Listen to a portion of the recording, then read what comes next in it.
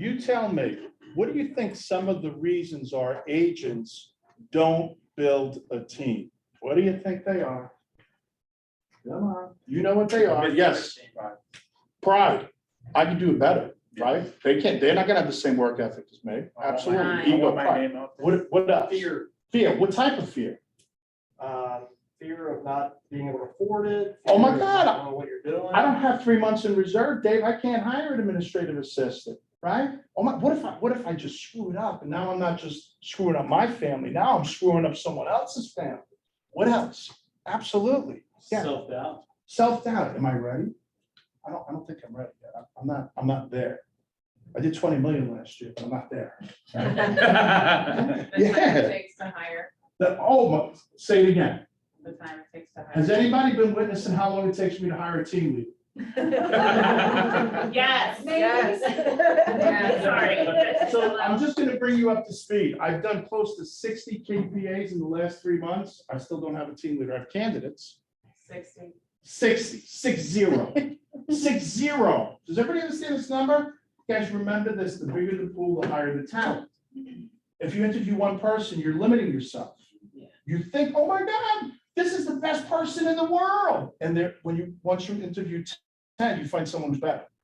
It's kind of like dating. We always thought that first, right? We always thought that first boyfriend, girlfriend, significant other was a special person. Then you say, wow, you mean they really, you mean other people don't call me names that are not like you?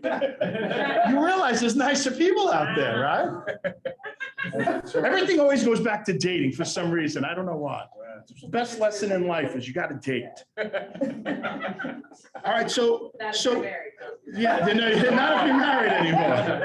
Very great point. Off market. Great point. Love that. So guys, so building a team is something that I took a passion in back in 2010 in the Lake Nona office, and I got certified to teach Recruit Select, and I went on the road teaching team building. So I know that class is now career visioning. I'm not certified to teach that, but I understand the concepts at a very high level. And so we tend to, people who do build teams, a good majority of them are building it for the wrong reason. Now, I was in a mastermind with Gary Keller, and Gary Keller said, business should force growth. Growth should not force your business. In other words, you have too many leads you can't get to, your business is forcing you to grow. Where people say, well, I want a buyer's agent because I don't want to deal with buyers because they just take too much time. And then they hire a buyer's agent. They don't even have an administrative assistant. They don't have a transaction to close, right? So they're going out of order and for the wrong reasons. And those teams typically don't work out. I can almost guarantee you they won't work out because we have a system and a model that's been, Gary, when he wrote the MREA book in 2004, he interviewed more than 100 top agents in the country from all brokerages, and they all had these same things in common. So now he's built a model and a system to follow. Unless you're a rule breaker and then you say, I can do it better because I'm wealthier than Gary and smarter than Gary, and I have a bigger research department, which he has 20 people in a research department researching all the fact checks to make sure everything is accurate. So unless you can say that, I'm thinking we'll just take his word, right? And that's why he wrote the MRA book. So according to the National Association of Realtors, but this came about for two people. I want to thank Gus yesterday. My meeting, my one-on-one with Gus, brought this up, and he brought this up because his one-on-one meeting with Raphael came up. So yeah, so you don't even know what I'm about to say. He's like, what did I do now? So this is, and so we're going to filter this into teams, guys. I want you to think about, according to the National Association of Realtors, what do you think they say the average time an agent spends when you take a listing? You're on the list side, so you get a lead. You do a CMA, you go to the house, you do the presentation, you get the listing, you get the signatures, you go back, you put it into MLS, you put it up for sale. In 3 minutes, you get 6 offers, and you go to, you take the highest and best, you explain it, you present it, then you put it pending, and you go to closing, you're at the closing. How much time did you spend, according to the National Association? 8 hours. 8 hours? 10 hours? 3 hours. 10 to 12. 10 to 12. Now, on the buy side, Now, you get a lead, get a lead, we do the buyer consultation, because you should never show, Market, who knows? you should never show a house without a buyer consultation. Exactly why Gwen just told you, that's one of the reasons. Safety, the more important reason, you don't know if you're dealing with a serial maniac, right? So you do your buyer consultation, you go back, you do a search, you find 5 houses, never more than 5, you're never showing 27 houses, guys, please don't do that. I'll save you some bald spots and some gray hairs. So you're never gonna show 3 to 5 is ideal. You call up, you get showing instructions, providing they're not sold or pending already. You show those 5 houses, you ask them, on elimination, 1 to 10, what is this house is a 7, what would make it a 10? This one's a 3, that one just throw it away, you never make it that. This one's a 9, what would make it a 10? They say paint. This is real. They can't foresee that you could just put another coat of paint on it, right? So now you work with this person, you write an offer, you submit it, you find out it's multiple offers, and you didn't get it. Is that reality in today's market? So now you have to find 3 to 5 new houses, start all over. The second time your buyer's smarter, they make a better offer. You structure it because you twisted their arm, kicked them in the shins, did whatever you had to do. They write the right offer, you get it through, you go to inspections, you negotiate whatever. If there's repairs, you guys don't ever say, it was as is.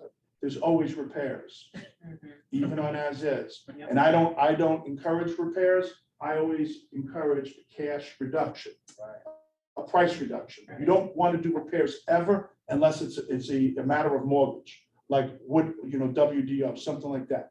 So now you go to that, you go to closing. How many hours did you spend on the buy side? 30. 42. It's like a part-time job. 30 to 30. Now this includes emails, phone calls, everything. Now you just found out one thing, that listing agents and buyer agents don't share a commission either. I'll say it again. You just found out that listing agents and buyer agents don't get paid the same amount of money. Because if assuming now 95% of all agents will take a 6% listing, give you 3%, they'll take 3%. They'll take a 5% listing, give you 2.5%, they'll take 2.5%, right? So that's 95% of our industry, okay? So now, what would you say the average price, let's just make the math easy. The average commission is $10,000. Does that work? Yeah. That's about close. It's about 9, but we'll call it 10. So we'll say the average commission equals 10K. Well, let's just do the math. I'm gonna make the math easy and just go on the low side. 10 goes into 1,000. That means this person makes $1,000 per hour. Whoa. This person over here makes $333.33 per hour. Both good money. They're not the same. The listing agent makes actual more money. So we got a little awkward here. It got a little quiet. Most of you didn't realize, you thought you were making the same money. Now, do you understand why Gary tells you what you should focus on is what? Listings. Unless you're a dedicated buyer's agent on a team, and then what you should focus on is what? You still focus on listings, give them to your rainmaker, they'll pay your referral, and then you get all the buyer leads. Now, so you understand one gets paid more than the other. Here's the real beauty of what I'm getting at.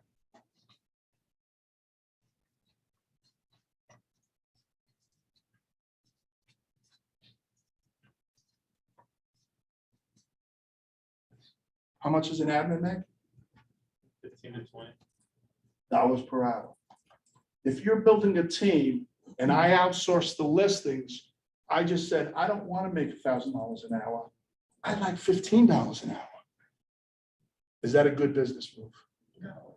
If you outsource your buyers and hire a buyer's agent before an admin, you said, I don't like making $333 an hour.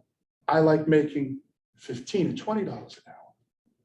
Do you understand why the first hire on a team has got to be administrative? You outsource the lowest paying job. We give this up so you can make either this or this. Does that make sense to everybody? Do you know why your admin is always your first hire? Mitch, I got this wonderful idea. I'm gonna hire a buyer's agent. How many deals have you done? I just got my license on Thursday. You're not ready.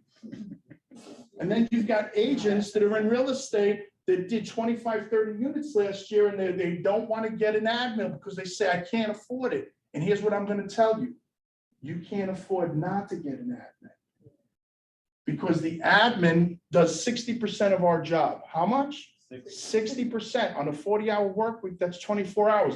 If I gave every one of you 24 hours a week back to do as you choose, would that be a great life? Yeah. What if you invested just 10 of those 24 hours a week back into real estate? Now you still gain 14 hours and you now make roughly 3 times what their salary is a year more. So the general rule of thumb is 3 to 1.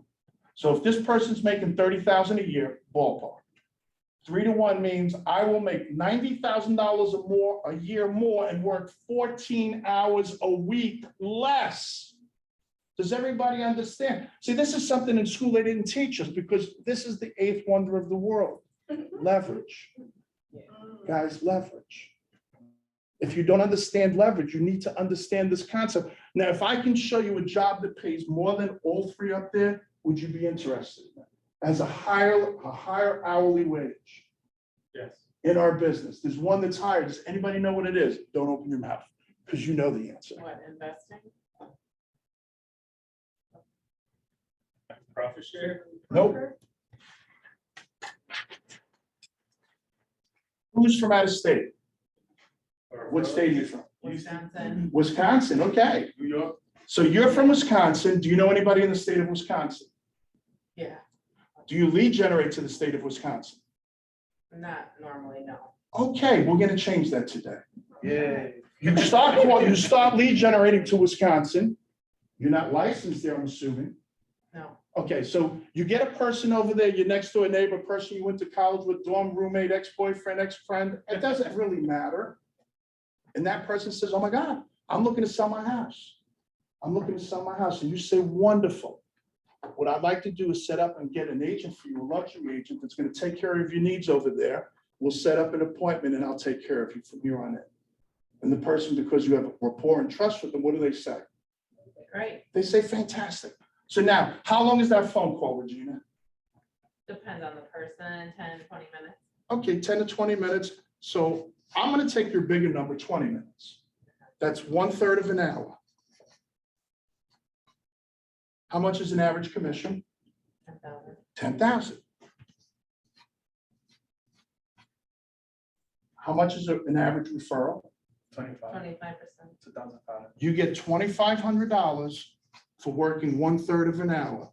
Multiply that by 3, you just made $7,500 an hour. You now know the highest paying job in real estate is referrals. Talking. Just talk to people. Talking. Each one of you have people in different states. Everybody's fine, just. Oh, can we just like, I'm gonna call it a day. Does everybody understand? Because everybody knows somebody in another state and you're avoiding calling them because you don't feel you can service them. Well, I've got news for you. You can and will service them and you'll make more money per hour than any other job we know. For 10 or 20 minutes, you're gonna make $7,500 an hour. You go home and tell your spouse, significant other, parents, or dog this, and they're gonna go, woo! Now, how many people lose sleep? Because I lose sleep over stuff like this. Because this is an opportunity that we're missing. So Raphael, you now have a 4th job. Getting referrals. This was today's education piece. Will this help you guys? Yeah. Amber Turner on Zoom just said she has a referral closing on Monday for a $565,000 listing for family in Virginia. So that's $16,800. So she's making $4,200 on a referral. Ask Amanda how long it took. How long was she involved in this transaction for $4,200? It was a 10-minute phone call. Oh, so let's times that by 6. That means Amanda's making $25,200 an hour on that one transaction. $25,000 an hour. Congratulations, by the way. Kudos. Thank you. That is your highest paying job in real estate. You're only going to work for 10 to 20 minutes and you're going to get paid buku bucks, guys.